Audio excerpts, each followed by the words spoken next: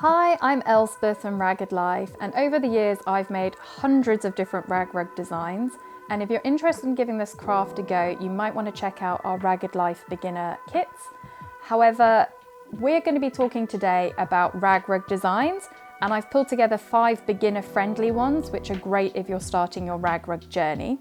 Before we get cracking on the designs, I just wanted to mention that these designs are all aimed to work with 3 different techniques of traditional British rag rugging.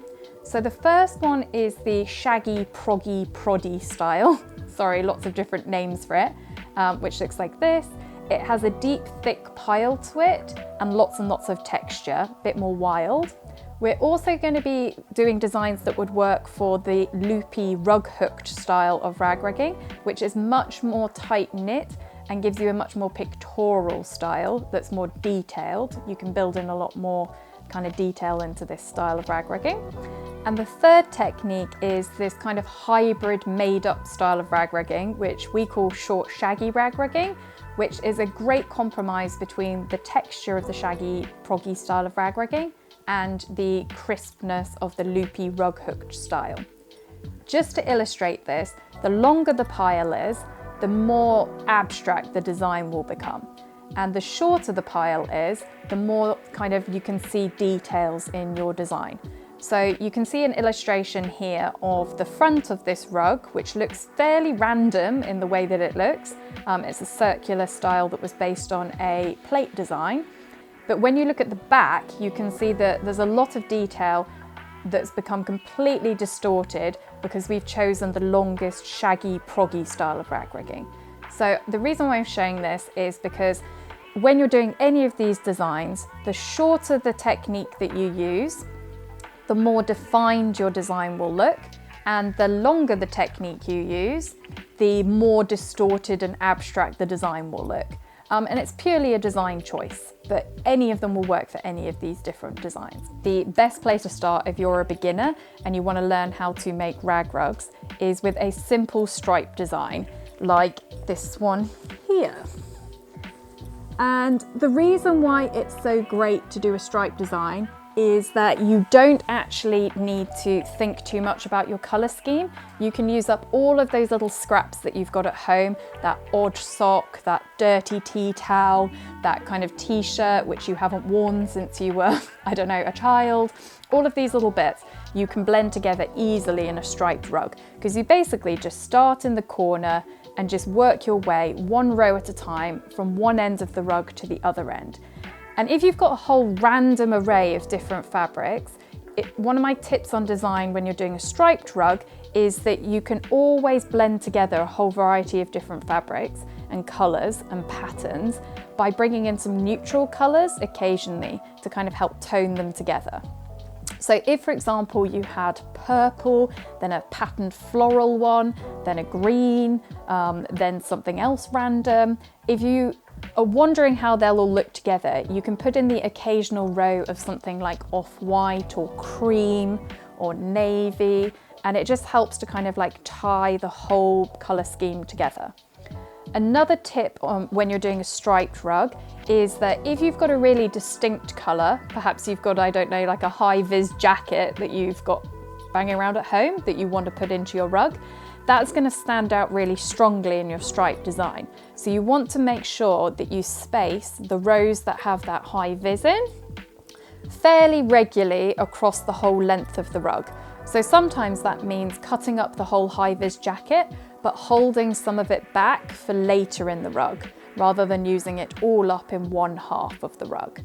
And my final little tip is that just to add a bit of interest for the stripe, this particular rug that I'm showing here has got single stripes, so it's just one row of rag rugging after another. And here it is in the loopy rug hooked technique.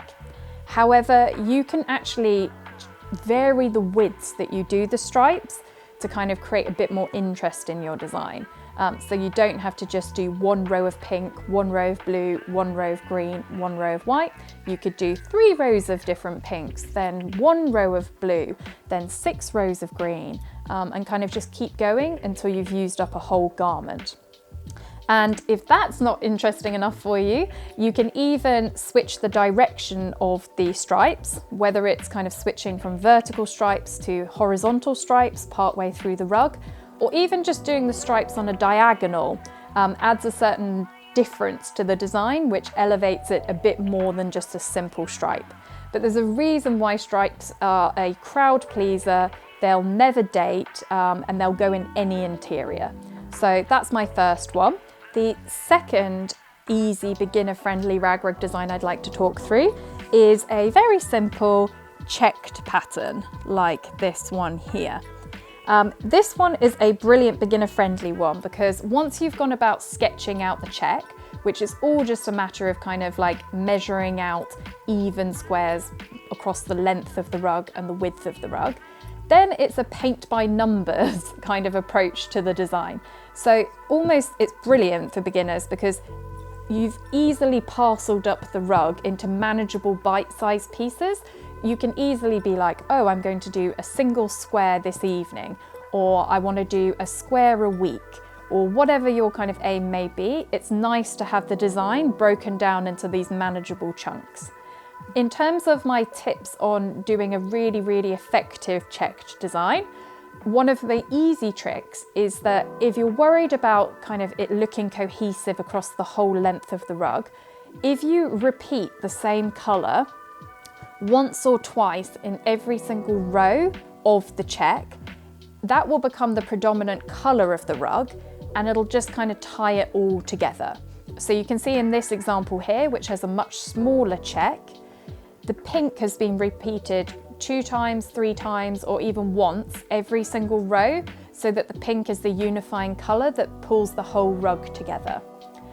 In terms of how I go about doing the check, it doesn't really matter where you start on the rug, but personally I prefer to kind of work one row at a time, one square at a time, from the short end of the rug to the kind of like other end. So I would do like a blue square, a yellow square, a white square, a blue square, a cream square, all in my first row, and then I'd move on to the next row. However, you could equally do all of the blue squares first across the whole length of the rug, then take another colour, scatter them around, and build up the rug that way. It's a very, very forgiving design. This one's really great for all 3 techniques of British rag rigging. However, obviously the shorter the pile is, the crisper the lines will look in your check, and the kind of longer the technique is, so with the Shaggy Proddy style, the less it'll look like a checked pattern and a bit more, it'll end up looking softer and more like a random patches of rag rigging. But all of the techniques look really effective. The next beginner-friendly pattern that I want to talk through is a simple repeat shape pattern. And 2 examples of that are a lantern design and a scallop design. This is a lantern design. This style of rag rug pattern is very similar to the check design, and some of the design tips I gave you for that one also apply to this style. However, it's a little bit more interesting, a bit more designy than just doing a simple check. And the way in which you can kind of sketch and transfer this pattern onto the Hessian or rug canvas is basically just by printing a template and repeating it across the whole size of the rug canvas you're working into. So actually on the Ragged Life website, if you sign up for our newsletter, we do this lantern template as a free welcome gift for beginners to print out and make their own lantern style of rug. But few tips for getting going with this design. There's 2 ways that you can kind of generally do the design. You can either, once you've sketched it all onto the Hessian, outline all of the shapes in the same colour, almost to create a border and frame them, in which case it's the shape of the kind of scallop or lantern that becomes the main effect, which looks very effective, as you can see in this particular example here. However, if you're wanting to use up a whole load of random bits and bobs and you don't want to fill all of those lantern shapes just in one block colour, then it's quite a nice idea to almost just work your way from the outside of the shape inwards in different lengths of strip to create almost this multicoloured varied effect, like in this example here. And Both of these designs look very effective. They're quite timeless. They look slightly more boho, but they're just a lot of fun to do and very, very easy. Once again, simple paint by numbers design.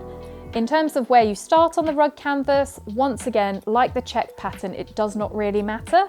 You could do all the pink lanterns to begin with, and then come back and change colour, or you could work your way one lantern at a time from one end of the rug to the other end, which is how I prefer to do it. The only last tip that I'll give you on this particular one is that with the longest technique, the Shaggy Proddy style of rag rigging, the lanterns and scallops become a bit less defined in shape and a bit more blurry.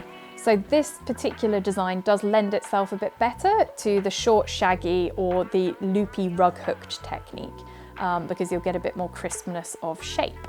If in any doubt, a really nice and easy beginner design is a great floral pattern, like this example here.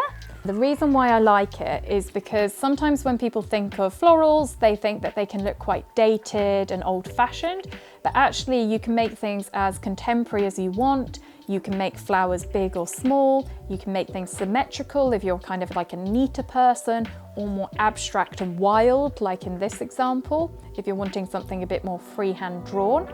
But either way, it's really great because with that particular design, you can use up all different types of fabric and all different patterns and plain, and it's almost like you're mimicking nature without actually being quite so literal. So sometimes I like to just do these flowers almost as an embellishment in a design, as in this hello rug, where I've used the Shaggy Proddy technique for the petals of the flowers. And I've even used a little bit of the loopy rug hooked style for the centers of the flowers, just to create this embellished border. But you can do a design that spans the whole length of the rug and almost becomes the main design feature, in which case coming up with the design that's floral is as easy as going online, finding a free flower template, which are really easy to come by, printing them off, putting them underneath the hessian or rug backing. You'll be able to see the design through it because the little holes in the hessian allow you to do so. And then you can basically sketch these flowers onto the hessian wherever you want them. And in terms of what you do with the design, sometimes people like to do things that are more abstract, in which case I've seen some absolutely beautiful impressionist style Monet water lily rugs that people have done in the past, which really lend themselves beautifully to the longer shaggy Proddy style of rag rigging.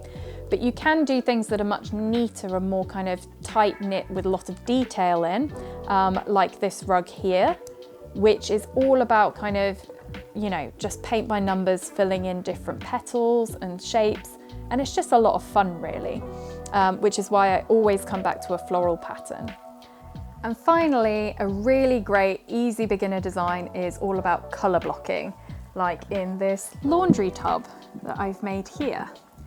And color blocking can be interpreted in a number of different ways, but basically what you're looking for is something where you draw random lines onto the rug backing or hessian, and then you fill in the sections that you've created almost one by one. And this particular style of design tends to lend itself a bit better to plain colours, because that's how you can achieve this really strong colour blocking effect. But if you're wanting to use up odds and ends, when I say a plain colour, it doesn't have to be all one colour. It could be all pink, but you could have in the odd piece of patterned pink. But as long as the majority of the block is pink, it will generally look that way. So you can use up odds and ends, even if you are colour blocking in a strict way. There are two different ways that you can colour block. Generally, you can do it with more organic shapes, which is where you do more flowing and curved shapes, or you can do it geometrically, where you break down your rug canvas into rectangles and squares, almost like a Mondrian style of rug. And with this particular technique, generally it doesn't matter which of the three techniques you use, but you'll always get a crisper line when you work with the rug hooking loopy style of rag rigging, which is where you'll get this crispness to the technique. With Colour blocking, sometimes if you're stuck for a colour scheme, you can look online and find examples of colour schemes that you like the look of. But most of the time, because when we're making a rag rug, we're trying to use up stuff we've already got, I would say ignore the colour scheme entirely, use up what you've got, but blend together the different colours and shades that you've got at home by bringing in some neutral colours occasionally. So those creams, navies, greys, blacks, to allow the kind of wildness of having a huge variety of different colours to be a bit more toned back. So that was my final beginner-friendly rag rug design. If you're interested in more inspiration, definitely do follow Ragged Life on Instagram @RaggedLife. And please do subscribe to the channel if you've enjoyed this content, and happy rag rugging!